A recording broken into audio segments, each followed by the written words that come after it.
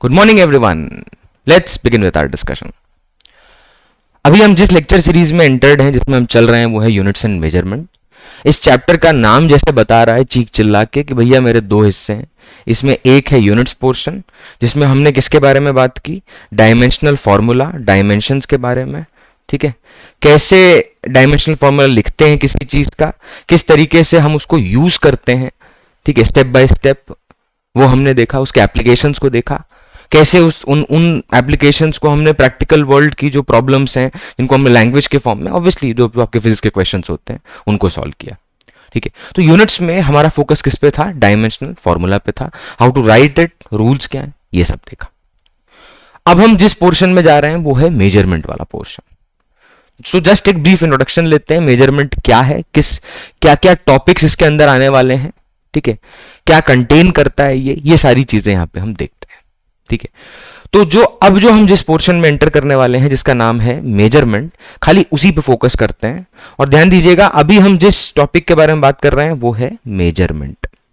ठीक है, क्योंकि हम डायमेंशन यानी यूनिट वाला जो पोर्शन है, जो यूनिट वाला पूरा पोर्शन है, वो हम डिस्कस कर चुके। ठीक है, उसका एप्लीकेशन हम देख चुके हैं। अब हम किसके ऊपर फोकस्ड हैं, मेजरमेंट पे। ठीक है, अब ये जो मेजरमेंट है, इसका क्या मीनिंग है, what is the meaning of this.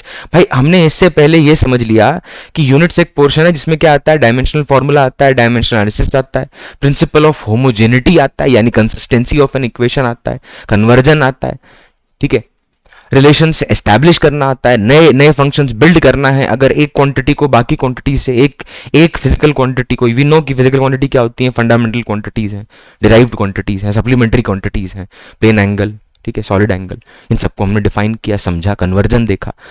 ठीक है, तो अब हम जिस पोर्शन पे फोकस्ड हैं, सिर्फ अपना ध्यान वहीं रखिएगा। और हम किसके बारे में बात करने वाले हैं, will be now focusing on measurement portion. चलिए, तो मेजरमेंट पे अपनी चर्चा शुरू करते हैं। उसके लिए एक बेसिक इंट्रोडक्शन पहले मैं आपको दे देता हूं कि मेजरमेंट क्या है।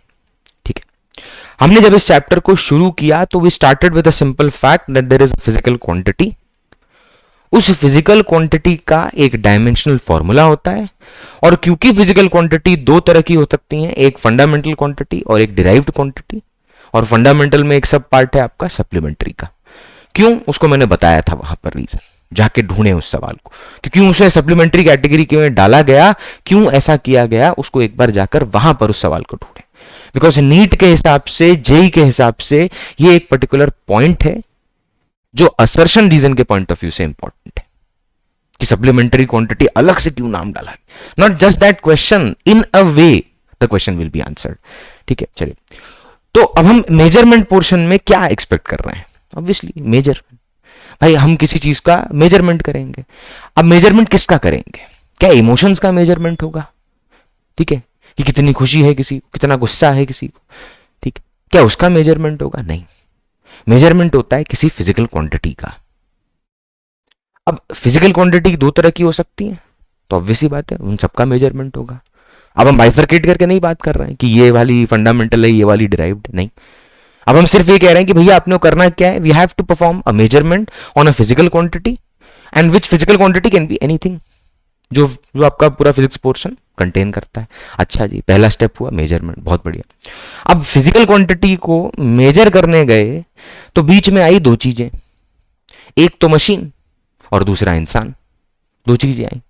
तो जब आपने उसको मेजर किया तो मशीन और इंसान ने दो चीजें पैदा की, क्या, गलतियां। क्या भाई, गलतियां, एरर। मशीन ने जो एरर पैदा किया, जो ह्यूमन बीइंग ने एरर पैदा किया, उनको दो कैटेगरी में डाल दिया गया, systematic error and random error. मेरे कोई रिस्पेक्टिवली शब्द नहीं बोला है, तो don't try to connect systematic with machine and random with human, ना, ऐसा कुछ नहीं करना। इनके अंदर दोनों चीजें हो सकती हैं। इसलिए आप सिर्फ ये समझेंगे कि जब भी कोई इंसान मेजरमेंट करने जाएगा किसी फिजिकल क्वांटिटी का, तो ऑब्वियस सी बात है किसी मशीन का इस्तेमाल करेगा कि भाई अगर मुझे इस पेन की लेंथ मेजर करनी है तो मैं स्केल लाऊंगा, किसी बंदे को उठा के बोलूंगा, उठा के क्या मतलब, उठ बे, और पेन पकड़ा दूंगा और बोलूंगा इसका मेजरमेंट का। अब वो स्केल सामने रखेगा और मेजरमेंट बता देगा। सिंपल यही होगा मेजरमेंट का तरीका, there is no other way. ठीक है, तो जब ये मेजरमेंट होगा तो हो सकता है कि भाई स्केल थोड़ा सा टूटा हुआ हो, ठीक है, 0 से ना शुरू होके 0.8 से शुरू हो रहा हो सकता है इंसान जब उस मेजरमेंट को परफॉर्म कर रहा है तो इतना लोड न लिया हो, उसने इतना ध्यान न दिया हो कि वो पेन कहाँ लाई कर रहा है स्केल पे, किस किस डिवीजन के बीच में लाई कर रहा है। ठीक है, 12.1 12.2 के बीच में लाई कर रहा है या 12.1 पे ही लाई कर रहा है, प्रोबेबिलिटी वाली बात है। ठीक है, तो मेजरमेंट करते टाइम बीच में क्या आई, गलती। तो अब सबसे पहला सवाल आया कि भैया अगर मेजरमेंट करते टाइम सबसे पहली चीज जो बीच में आ रही है अगर वो एरर है, ठीक है, क्या है, एरर, तो अगर हम उस एरर को पहले से इनकॉर्पोरेट करके रख लें, ठीक है, लेट्स से हम उस एरर को पहले से इनकॉर्पोरेट करके रख लें, तो उससे फायदा क्या होगा, ठीक है, क्या होगा उससे फायदा, उससे मुझे गलती करने का मार्जिन पता चल जाएगा। जैसे देखिए प्रैक्टिकल वर्ल्ड में, let me give you an example which is very critical and crucial to understand. Let's say एक नीट एस्पिरेंट है जिसने नीट का एग्जाम दिया, ठीक है, और नीट का एग्जाम देने के बाद एमबीबीएस कर लिया, ठीक है। अब एमबीबीएस करने के बाद भैया कहीं पे ड्यूटी लगी, एमडी भी करेगा, ठीक है, बट बीच में मान लीजिए ड्यूटी लगी। जब ये हुआ तो वहां जाकर मान लीजिए कोई एक पेशेंट है, ठीक है, जिसको कोई दवाई इंजेक्ट करनी है, ओरल तरीके से नहीं, इंजेक्ट करनी है, ठीक है, मस्कुलर या वेन्स में जहां भी इंजेक्शन लगाना है वो इंजेक्ट करना है। अब जब वो पर्टिकुलर इंजेक्शन उस लिक्विड को फिल करके वहां पे लगाएंगे तो कुछ पॉइंट्स हैं जो लगाने वाले को, यार एज अ डॉक्टर दे मतलब that person should know properly, भैया डॉक्टर है, टाइम पास थोड़ी कर रहा है, ठीक है। तो अब ये अगर सोचिए कि उस ह्यूमन बीइंग को अगर ये कह दिया जाए, ठीक है, कि you have no possibility of mistake, just think, नया बंदा है, एमबीबीएस करके अभी जस्ट डील करना शुरू किया, अभी तक तो दिखाया था एमबीबीएस, तुमसे दिखाया ये होता है वो होता है, थोड़ा बहुत कराया, बट वो इतना, वो आपकी ना मतलब ना तो आपकी मसल मेमोरी में जाने वाला है, ना आप ना आपकी समझ में बैठ जाने वाला है। तो आप ये समझ जाओ कि वहां पर जब बंदा वो बैठा होगा, ठीक है, या मान लो वो एमडी कर चुका है, स्पेशलाइजेशन कर चुका है, कई साल का एक्सपीरियंस है, उसके बाद कोई ऑपरेशन कर रहा है, सर्जरी कर रहा है, पहली बार सर्जरी कर रहा है मान लो। अब वो जब वो सर्जरी करने बैठा है तो उसके दिमाग में तो भाई कितना कुछ चल रहा होगा कि मेरे पास तो कोई गलती करने की पॉसिबिलिटी है ही नहीं।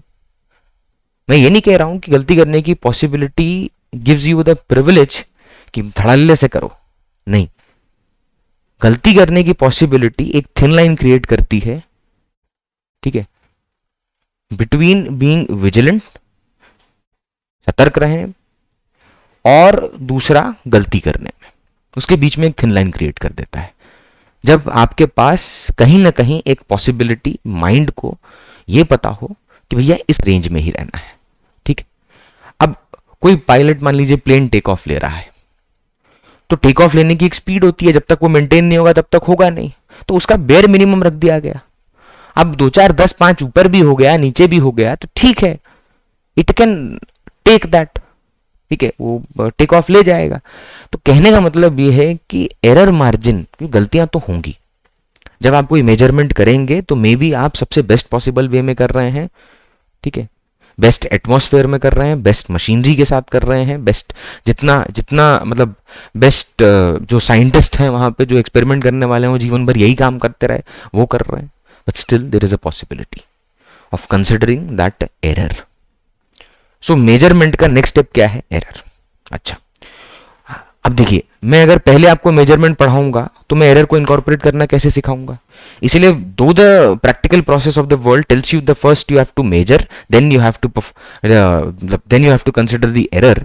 तो मैं ये कह रहा हूं कि जब आप मेजरमेंट कर रहे हैं, ठीक है, जब आप मेजरमेंट कर रहे हैं तो उस पर्टिकुलर केस में error will be there surely. तो अगर एरर उसमें है तो एरर को हम जो एरर है उसको हम सबसे पहले क्या करना सीख जाएं। फर्स्ट पॉइंट क्या है, तो एरर को लिखते कैसे, how to write error, how to denote error, पता कैसे चलेगा कि ये एरर है, लिखोगे कैसे उसको, ठीक है। तो पहला डिनोशन, लिखते कैसे एरर को। सेकंड, ठीक है, अब एरर आपने लिख लिया, पता चल गया आपको ये एरर है, इतना एरर है, इस क्वांटिटी में इतना एरर है। तो आपने एरर डिनोट करना सीख लिया। डिनोट करने के बहुत सारे तरीके हैं, बताता हूं मैं अभी आपको, ठीक है। फिर एरर भी कितने तरीके के होते हैं वो भी मैं आपको बताता हूँ। ये फर्स्ट लेक्चर है, इंट्रोडक्टरी लेक्चर होता है। इसमें सिर्फ पर्पस ये है कि हम इस मेजरमेंट, इस एरर के बारे में एक ब्रीफ इंट्रोडक्शन ले सकें कि टॉपिक में क्या क्या है। तो जब आप एरर को डिनोट करते हैं तो सबसे पहले तो होता है आपके पास absolute error, mean absolute error कह लीजिए, वो भी देखते हैं हम, अभी उतना नहीं जाते एंटर करते, ठीक है, धीरे धीरे समझते हैं। Absolute error, then we have percentage error, percentage error, then we have, मतलब उससे पहले आता है बट कोई नहीं, नाम है रिलेटिव एरर। ये तरीके हैं एरर को डिनोट करने के, लिखने के। मुझे इससे पता चलता है कि किसी क्वांटिटी में कितना एरर है, ठीक है। तो जो जो जो उसके साथ डील कर रहा है उसको पता चलता है। भाई मान लीजिए कोई अभी अभी फार्मास्यूटिकल कंपनी में कोई दवाई मैन्युफैक्चर कर रहा है। अब दवाई के अंदर बहुत सारे कंपोनेंट्स होते हैं जिनको ऐड किया जाता है so that it can act on that specific area, body के उस स्पेसिफिक प्रॉब्लम को सॉल्व कर सके, ठीक है, कैरियर होगा उसमें।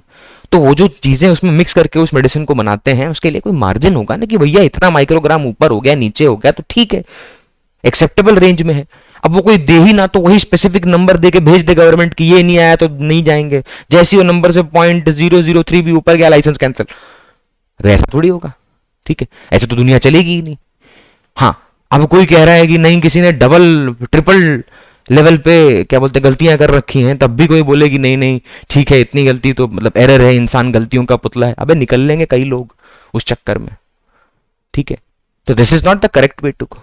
तो ट्राई एंड अंडरस्टैंड कि absolute error, percentage error, relative error ये डिनोट करने का तरीका है। इसका मतलब ये आपको प्रिविलेज नहीं दे देता है कि गलती करो धड़ल्ले से, थिन लाइन दे देता है, ठीक है, between being vigilant and careless, ठीक है। चलिए, केयरफुल और केयरलेस के बीच का जो थिन लाइन है वो दे देता है।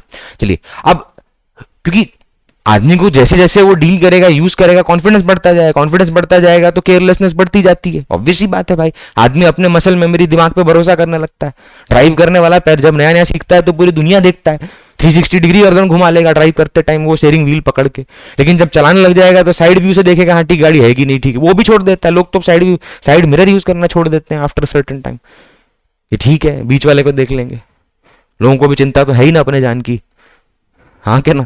खाली चलाने वाले की जिम्मेदारी थोड़ी है कि अपनी जान बचानी है, बाजू वाला भी है ना जिसको अपनी जान बचानी है, ठीक। ये फैक्ट, मतलब देख रहे हो आप, आदमी कितने तरीके ढूंढने लगता है अपने आप को कंफर्टेबल रखने के लिए। तो पहला है डिनोट करना, सेकंड ये हो गया। अच्छा, अब एरर दो तरह के होते हैं, कौन कौन से? तो एरर का टाइप्स क्या है? तो एरर का टाइप्स होता है, दो तरह के अपने पास एरर है। एक है अपने पास सिस्टमैटिक एरर। सिस्टमैटिक एरर का मतलब क्या है कि जहां पर हमें गलती का डायरेक्शन, गलती का रीजन पता है और कहीं ना कहीं बेटर प्रोसेस किस तरीके से उसको परफॉर्म करना है, जो प्रिकॉशंस मेंटेन करने हैं उनके बारे में हमें पता है। जैसे जैसे मान लीजिए अगर अभी तक मतलब क्या बोलते अभी तक आपने टाइट्रेशन नहीं किया है तो आप टाइट्रेशन करेंगे।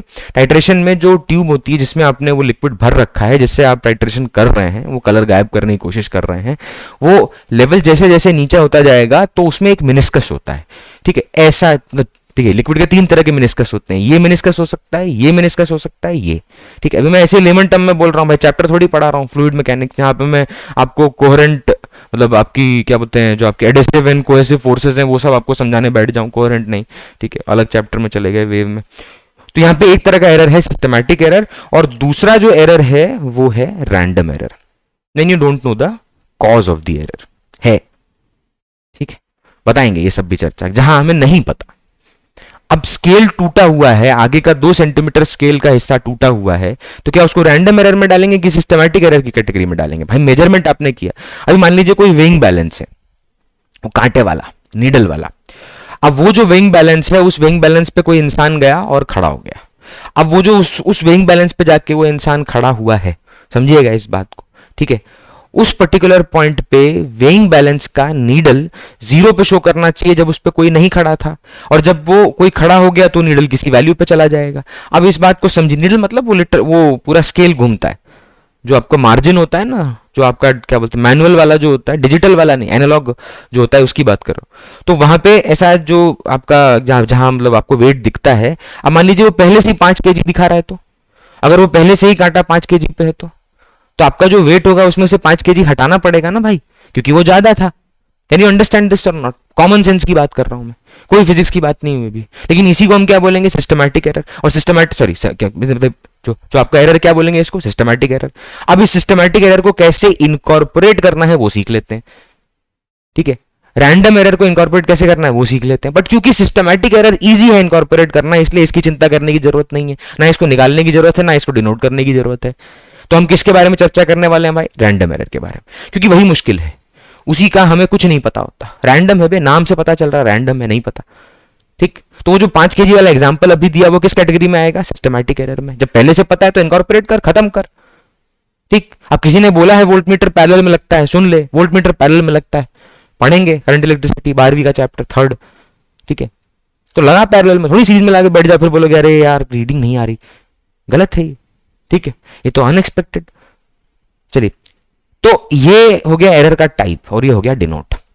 अब इस मेजरमेंट पोर्शन में मेजरमेंट करेंगे किसके लिए, तो एक फंडामेंटल क्वांटिटी है लेंथ, जिसको मेजर करना फिजिक्स में आपके एक्सपेरिमेंटल पोर्शन और इस चैप्टर दोनों के पॉइंट ऑफ व्यू से इंपॉर्टेंट है।